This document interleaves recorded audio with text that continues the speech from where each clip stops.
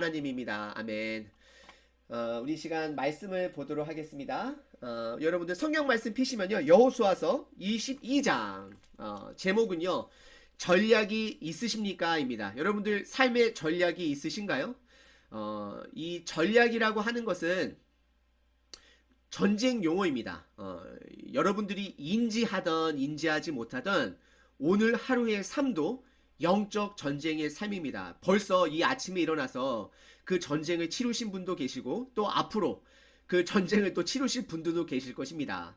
그래서 영적인 우리 삶이 전쟁이라고 봤을 때 전쟁에는 반드시 전략이 있어야 합니다. 그냥 시간 흘러가는 대로 간다 그러면 그 전쟁은 패배하게 됩니다. 여러분들 전략을 붙드시길 바랍니다. 오늘 전략이라는 단어를 붙들고 함께 말씀을 보도록 하겠습니다.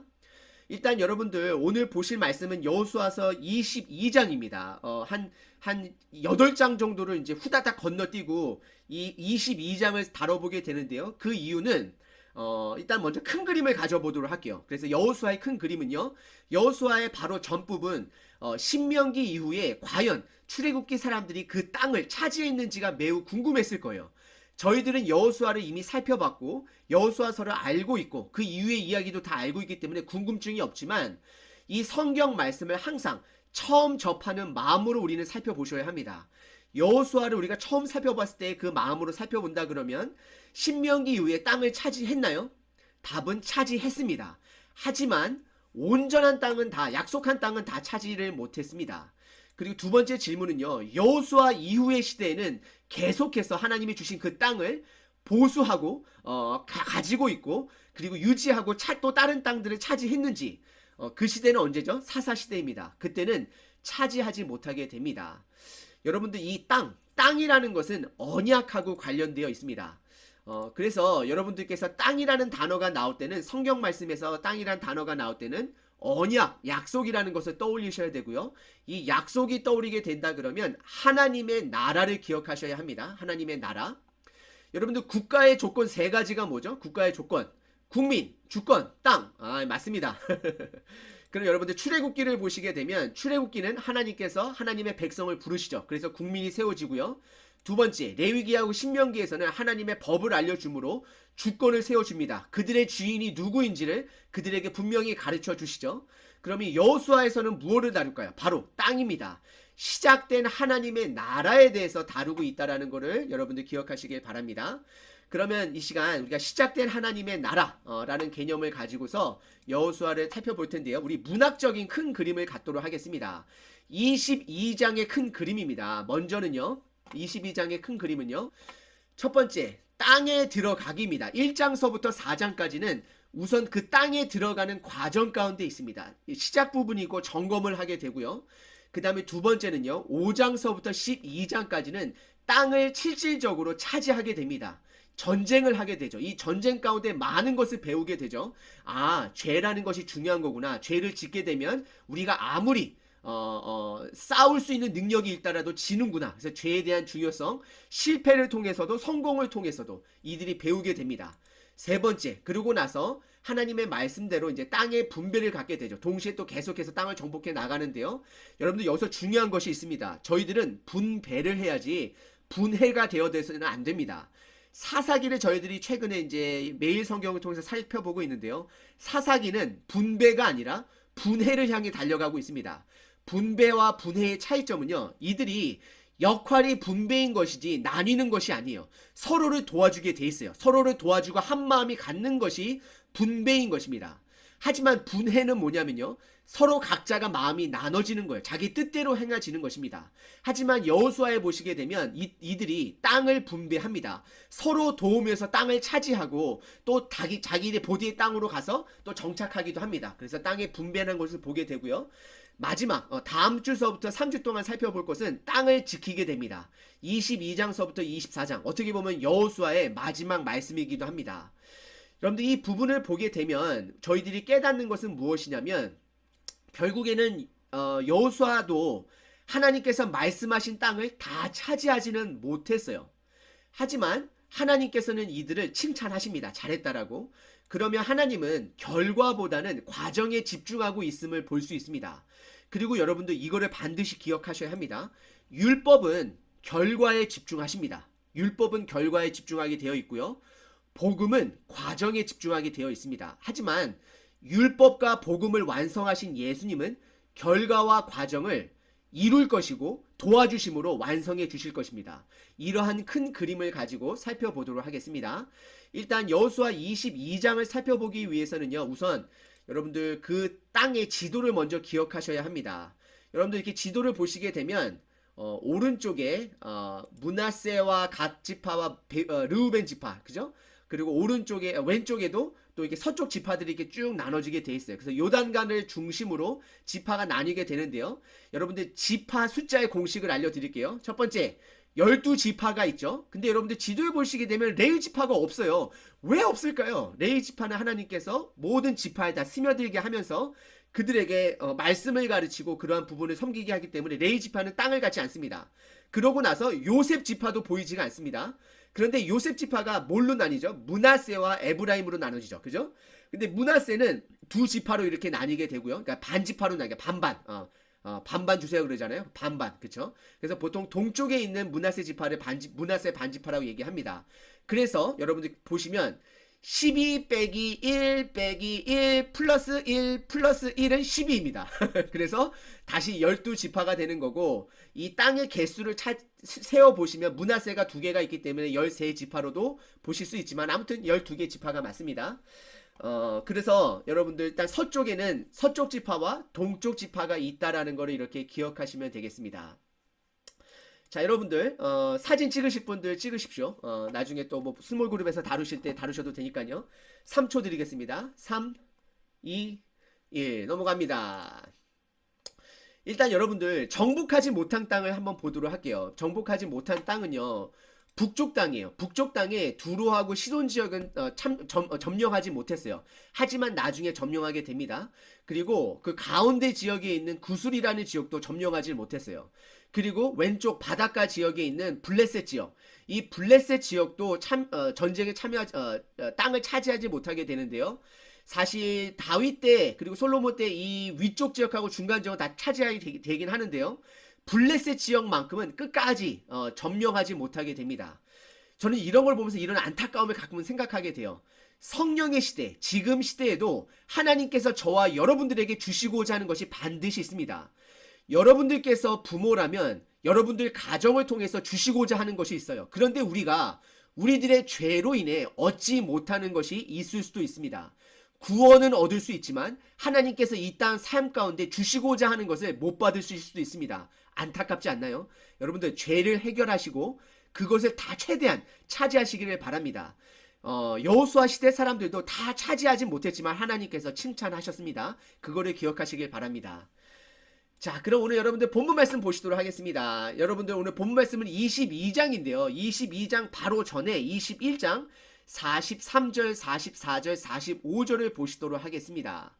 43절에 보시게 되면 여호와께서 이스라엘 조상들에게 맹세하라 하신 온 땅을 이와 같이 이스라엘이 다 주셨으므로 그들이 그것을 차지하여 거기에 거주하였으니 결국 이들이 다 차지하였고 거주하였다라고 결론을 맺고 있습니다. 잘했죠? 그리고 이제 44절에 보시게 되면 그래서 이들에게 안식을 주셨다라고 얘기를 합니다. 이 안식이 여러분들 지금 저희들에게도 있습니다. 예수님께서는 하나님의 나라를 시작하셨고 그 안식을 시작하셨고 그 안식을 주시기 위해서 지금도 일하고 계시다라는 것을 기억하십시오. 그리고 45절 그래서 뭐라 그러냐면요. 이것을 우리들이 이룬 것이 아니라 하나님의 말씀, 선한 말씀이 하나도 남김없이 다 이루었다라고 말을 하고 있습니다.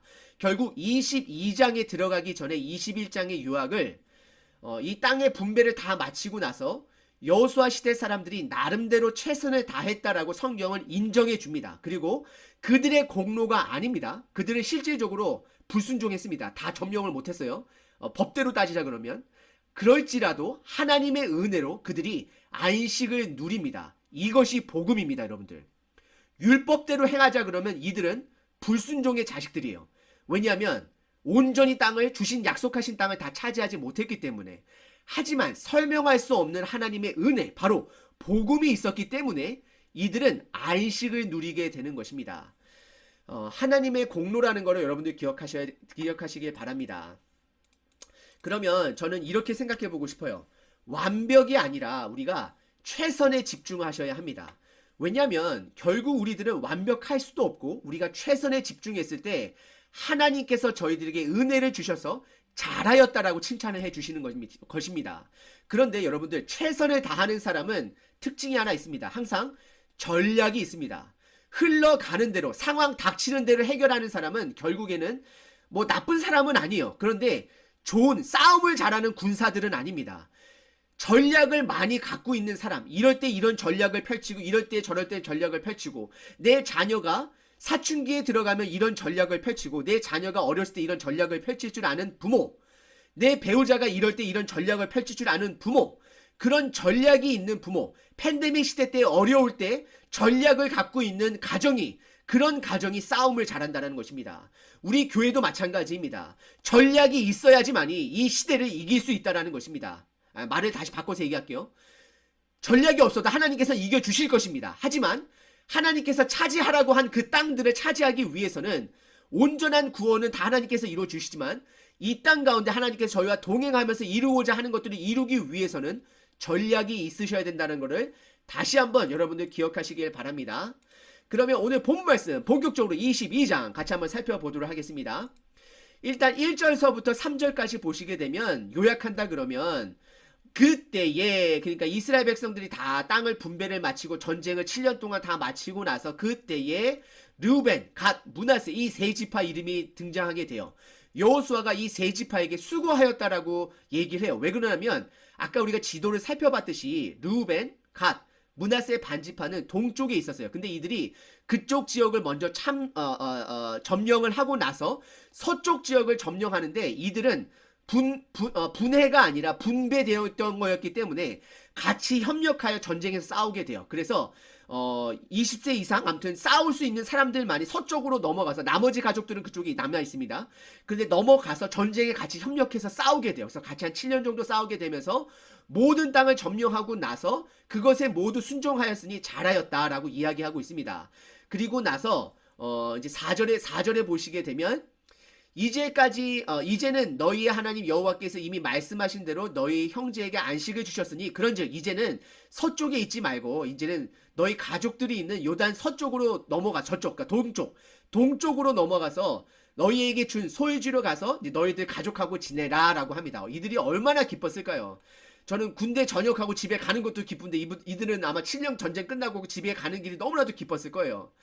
가족을 보는 기쁨, 그죠? 그 다음에 이제 5절에 보시게 되면 당부를 합니다. 하지만 당부를 하죠. 왜냐하면 요단강을 건너게 되면 또 만날 날이 또 흔치 않으니까 당부를 하게 되는데요. 오직 여호와의 종 모세가 너희에게 명령한 명령과 율법을 지켜 그에게 친근히 하고 하나님의 말씀에 친근히 하고 너희 마음을 다하여 성품을 다하여 그 섬길지라 하고 제가 조금 더 축약해서 옮겨놓은 건데요. 결국에는 말씀을 지킬 것을 신신당부를 합니다. 그러면서 9절에 보시게 되면 결론이 어떻게 되냐면 서쪽은 실로라는 도시를 중심으로 이제 행정적으로 운영이 되어지게 되고요. 동쪽은 길르앗이라는 곳을 중심으로 이제 운영이 되어진다라고 얘기를 해요. 그래서 여러분들 이렇게 보시게 되면 일단 요점은 뭐냐면 전쟁이 끝나고 동쪽의 세 지파 르우벤, 갓, 므낫세 반지파가 요단강 동쪽으로 돌아가는 내용인데요. 지도를 보시게 되면 일단은 여러분들 보시다시피 실로 에브라임의 중심에 있는 이 실로 이 지역 여기가 가장 중심지가 됩니다. 그래서 이 실로에는 무엇이 있냐면 성막이 있고요. 중심지고 절기를 지키는 장소가 되어집니다. 그리고 길르앗 이쪽은 동쪽에 있는 이 세 지파의 중심지역이 되어집니다. 근데 여러분들 성막은 어디 있죠? 움직이는 성막 그 성막은 실로에 아직도 언약궤가 있다라고 보시면 됩니다. 근데 나중에 이 언약궤가 블레셋한테 막 뺏기기도 그러긴 하잖아요. 그죠? 자, 그러고 나서 여러분들 다시 다음 편 우리 10절서부터 12절을 살펴보시면 일단은 10절에 보시게 되면 르우벤 자손과 갓 자손과 므낫세 반지파가 가나안 땅 요단 언덕가에 이르매 그러니까 요단강을 건너서 이제 지나가는데 거기에다가 제단을 쌓았는데 그 제단이 굉장히 큰 제단을 쌓아요. 어디서도 볼 수 있는 제단 그런 제단을 쌓게 됩니다. 그러니까 지금 이들이 쌓는 제단은 여러분들 지금 아까 보여드린 이 실로에서 쌓은 제단이 아니에요. 동쪽 이 갓 지역, 이 길라 지역에 있는 제단입니다. 근데 그곳에 제단을 쌓게 되는데 11절에 이스라엘 자손들이 이 서쪽에 있는 자손들이에요. 서쪽에 있는 이 지파들이 이게 너무나도 크고 보니까 멀리서도 보이는 것 같아요. 그래서 르우벤 자손과 갓 자손과 므낫세 반지파가 가나안 땅 맨 앞쪽 요단 언덕가에 이스라엘 자손 쪽에 속한 제단을 쌓았다 하는 지라를 들었어요. 제단을 쌓는구나 하고서 이제 약간 의심을 하게 되죠. 그러면 12절에 서쪽 지파의 사람들이 이를 듣고 이제 싸우러 가려고 그래요. 이들 다 진멸하려고 이제 준비를 하고 있습니다. 그래서 어떻게 보면 오해 때문에 전쟁 준비를 서쪽이 하게 돼요. 왜 그러냐면 그의 뿌리가 어떻게 되냐면 여러분들 신명기에 보시게 되면 너는 삼가서 내게 보이는 아무 곳에서나 번제를 드리지 말라 그래요. 장소를 굉장히 중요시 여깁니다. 아무 데서나 예배를 드리지 말라 그랬고요. 또한 14절에 오직 너희의 한 지파 중에 여호와께서 택하신 그곳에서 번제를 드리고 또 내가 명령하는 그 모든 것을 거기서 행할지니라. 그러니까 그 6월절이라든지 무교절 77절 그런 부분 절기를 거기서만 꼭 해야 된다라는 것입니다. 근데 아무튼 오해로 생각하게 돼요. 근데 이들이 여기서 조심해야 되는 건 뭐냐면 이들은 이미 아간의 죄를 경험하였고요. 바알볼의 사건의 죄를 기억하게 됩니다. 그래서 죄에 대한 팬데믹 사건을 기억하게 돼요. 이 죄가 들어오면 그들만 죽는 것이 아니라 자기네들도 다 함께 죄에 대한 책임을 묻는다라는 걸 알고 있어요. 그래서 이들의 사상은 하나의 제단, 하나의 믿음, 하나의 백성이라는 사상을 가지고 있다라는 것입니다. 계속해서 말씀을 살펴보도록 하겠습니다. 13절서부터 20절에 보시게 되면 일단 13절과 14절에 보시게 되면 진상 파견단을 보내게 됩니다. 진상 파견단을 보내게 되는데 그 수장을 비느하스를 설정하게 돼요. 그래서 서쪽에서 비느하스를 세워서 제사장이죠. 그러니까 레위지파겠죠. 이 사람을 세워서 이제 땅을 그 사람이 보내게 되고 그 다음에 이제 각 지파에서 10명, 각 지파에서 한 사람, 10명의 지도자들인데 이 지도자들은 천부장이라 그래요. 그래서 어떻게 보면 군사 권력을 가지고 있는 자들이에요. 그래서 결국에는 전쟁을 하러 가는 것입니다. 하지만 전쟁하기 전에 먼저 진상 파견단을 파견하게 되는 거고요. 확실하게 무엇이 잘못됐는지를 확인을 하는 거죠. 그래서 16절에 이제 물어보게 됩니다. 너희가 어찌하여 이스라엘 하나님께 범죄하여 오늘 여호와를 따르는 데서 돌아가서 너희를 위하여 제단을 쌓아 너희가 오늘 여호와께 거역하고자 하느냐라고 우상 숭배를 경고합니다. 너희가 진짜로 우상 숭배를 저질렀느냐라고 물어보는 거죠. 그러면서 과거의 사건을 이야기합니다. 먼저 아까 전에 말씀드린 부올의 죄악의 말미암아 여호와의 회중에 재앙이 내렸으나 이거는 무슨 사건이냐면요. 시딤에서 어떤 사건이었냐면 아무튼 제가 지금 이름이 기억이 안 나는데 모함 여인들이 아마 이렇게 내려와서 유혹해가지고 성관계를 맺고 그곳에서 아마 제사를 드리고 그러한 사건을 말하고 있습니다. 그래서 아무튼 그런 사건 그리고 아간의 죄는 여러분도 아시잖아요. 그 모든 물건을 바쳐야 되는데 바치지 않고 자기가 몇 개 가지고 있었다가 그것 때문에 아간이 죽게 되고 그래서 이러한 우상 숭배를 하지 말라라고 경고를 합니다. 그러면서 19절에는 이들에게 제안을 해요. 너희들이 그럴 바에 그냥 같이 살자. 여호와의 성막이 있는 여호와의 소유지로 건너와서 너희들 지금 그 땅에 거기서 사는 게 중요한 게 아니라 거기서 우상 숭배할 바에는 그냥 건너와서 같이 살자라고 하는 거죠. 근데 사실 이거는 이들이 우상 숭배를 했다 그러면 거기서 바로 이들 다 죽일 생각이었어요. 그래서 일단은 같이 살자라고 얘기했지만 진상 파견단 비느하스와 10명을 보내서 일단은 진상을 규명하는 거죠. 그죠? 이제 그러한 상황이고요. 또 계속해서 보시게 되면 21절서부터 29절에 보시게 되면 일단은 르우벤 자손이 갓 자손과 므낫세 반지파와 이스라엘 천천의 수령에게 대답하여 이르되 이들이 이제 그 세 지파가 대답을 하는 거죠. 변명을 하는 거죠. 근데 변명이 아닙니다. 이들의 마음을 드러냅니다. 22절에 보시게 되면 우리들이 만약에 하나님 앞에 거역을 했으면 우리들 다 죽여달라는 거예요. 너희들 죽이러 왔으니까 나를 우리를 구원하지 말고 우리를 다 죽여도 우리는 마땅하다라고 얘기를 해요. 그러면서 24절에 우리가 어떤 목적이 있어서 주의하고 이같이 하였다라고 생각한다 그래요. 그러면서 후일에 그러니까 나중에 너희들이 서쪽에 있는 지파들이 우리들을 이스라엘 민족으로 취급하지 않을까봐 걱정해서 그러한 목적으로 이것을 했다라고 얘기를 하는 것입니다. 그러니까 나중에 자기네들 후손들이 그러면서 25절에 또 뭐라 그러냐면 너희들이 이제 요단으로 경계를 삼았으니 요단강으로 이제 경계가 삼아졌고 여호와 경외하기를 그치게 할까 하여 우리가 말하기를 우리가 이제 한 제단을 쌓기 위하여 준비하자 하였사오니 이 번제를 위함도 아니요 다른 제사를 위함도 아니요. 그러니까 결국 우리들이 이 강을 넘어오면서 쌓은 제단은 실질적으로 동물을 죽여서 태우는 그러한 제단이 아니다라고 얘기하고 있어요. 그냥 상징적인 거라고 얘기를 해요. 그래서 28절에 그걸 설명하고 있습니다. 그냥 이거는 증거이다. 그냥 증거이고 제단의 모형이고 그냥 모형일 뿐이다. 우리가 기억하기를. 그래서 너희들이 가지고 있는 그 성막처럼 언약궤처럼 그 번제물 갖고 있는 것처럼 우리들도 그러한 모형을 갖고 있어서 너희들이나 우리들이나 서쪽이나 동쪽이나 같은 민족이라는 것을 우리들이 기억하고자 하는 것이다 라고 이야기를 합니다. 여기서 여러분들 한 가지 생각점, 그러니까 성장점이라고 얘기하죠. 생각점을 한번 살펴보도록 해볼게요.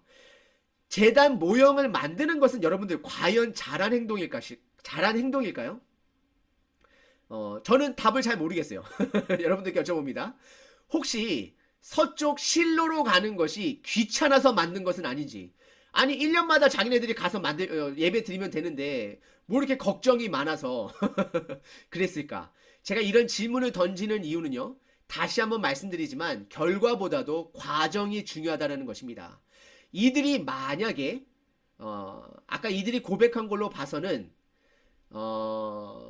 후손들을 위한 거기 때문에 귀찮은 건 아닌 것 같아요. 하지만 또 몰라요. 이들 가운데 혹시 그냥 서쪽으로 가는 것이 귀찮아서 아니면 좀 질투가 나서 그래서 어떤 인간의 어떤 욕망으로 그런 걸 졌다 그러면 그거는 반드시 죄입니다. 똑같은 결론이라 할지라도 마음이 어떻게 되느냐, 과정이 어떠한 마음으로 그것을 하느냐에 따라서 그것이 죄가 될 수 있다는 것입니다. 여러분들 일단 30절서부터 그리고 34절을 또 한번 살펴보도록 하겠습니다. 이들의 반응이요, 그 진상 파견단의 반응이 아주 좋게 여깁니다. 아, 너희들 마음 좋다. 그래서 확인을 하게 되죠. 그래서 우리들이 확인을 했다라고 얘기를 해요.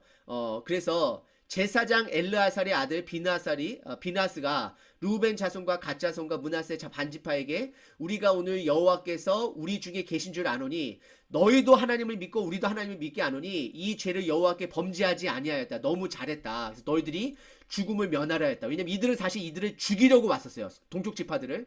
그래서 이제는 그들이 넘어가서 그들 서쪽 다른 사람들에게 다 보고를 합니다. 그래서 33절에 모두가 다 즐거워하며 하나님을 찬양하게 됩니다. 그래서 34절 마지막 절에 보시게 되면 르벤 자손과 갓 자손이 이 제단을 에시라고 부르게 됩니다.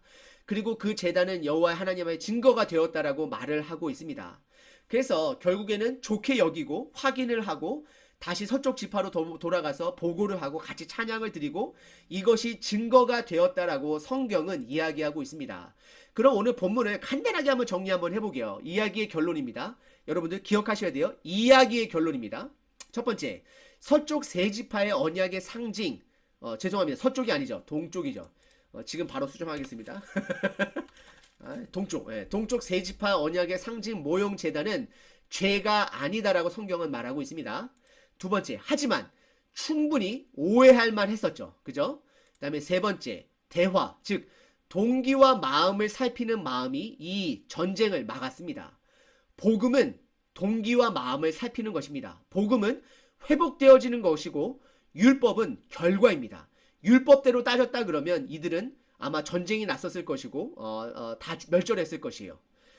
그런데 여기서 우리들이 다시 한번 칭찬할 점 두 가지를 살펴본다 그러면 첫 번째는 동기와 마음을 살핀 서쪽 지파들, 그리고 특별히 리더를 세우고 진상 파견단을 파견해서 보내서 확인하는 작업 너무 중요한 것 같아요. 여러분들 오늘 스몰 그룹을 진행할 때에 여러분들께 한번 도전을 드립니다. 상대방이 무언가를 말할 때는 나눌 때는 상대방의 마음과 동기를 살피십시오. 이 상대방이 무슨 마음으로 이렇게 얘기를 하는지. 그리고 오늘 저녁에 남편분과 자식들과 대화할 때에 또 내 아내하고 대화할 때에 그 상대방의 마음을 살피십시오. 여러분들 하나님의 사람의 영향력 있는 사람들은요, 상대방의 마음을 살피는 사람은 이러한 부분들을 참 잘합니다. 네.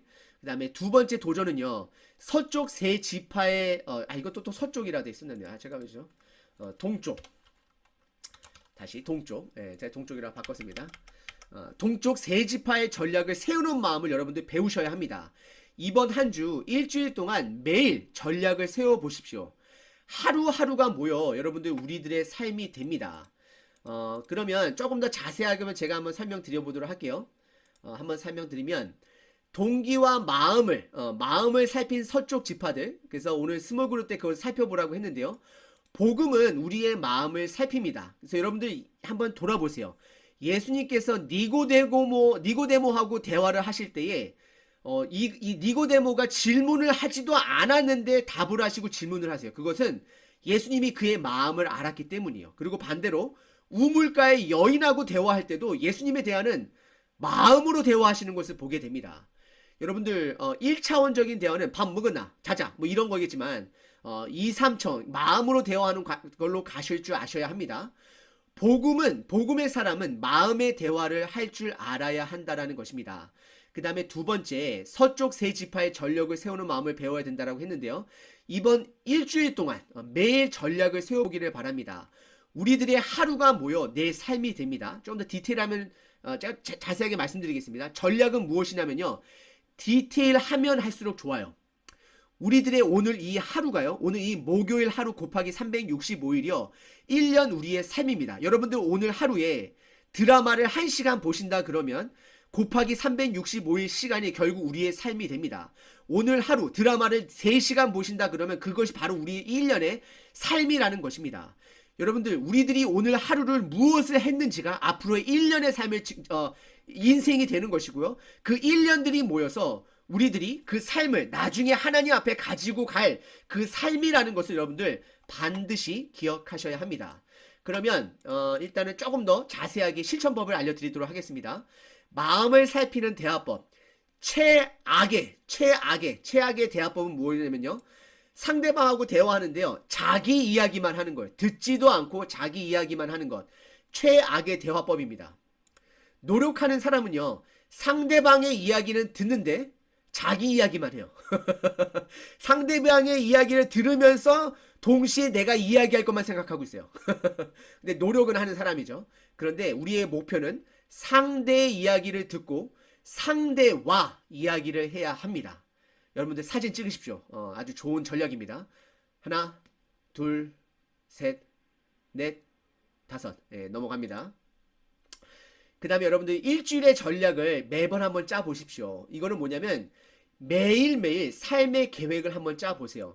오늘 우리 장시현 자매님께서 여러분들에게 파일을 하나 보내드릴 것입니다. 이 파일을 하나 보내드릴 텐데 여러분들 이 만든 용지가 엄청난 노력을 통해서 만든 것입니다. 여기저기 다 리서치해서 제가 만든 것인데요. 예전부터 사용하는 것이고 일단은 여러분들 이 계획하는 시간에는 크게 5가지가 들어가야 됩니다. 계획을 위한 계획하는 시간이 필요합니다. 이 시간을 만들게 되면 시간을 더 세이브 하실 수 있습니다. 그래서 그 시간은 보통 저녁이라든지 아침이 될 수 있겠죠. 오늘 하루를 계획하는 시간을 따로 20분에서 30분 따로 만드셔야 합니다. 그 다음에 두 번째는요. 기도하는 시간을 따로 정하셔야 합니다. 세 번째, 말씀 묵상하는 시간을 따로 정하셔야 합니다. 네 번째, 걷는 시간, 운동하는 시간, 이런 시간을 반드시 정하셔야 합니다. 매일입니다.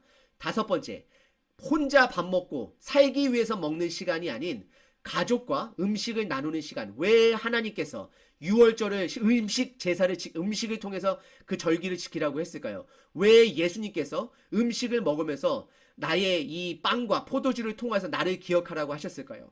가족과의 식사 시간 매우 중요합니다.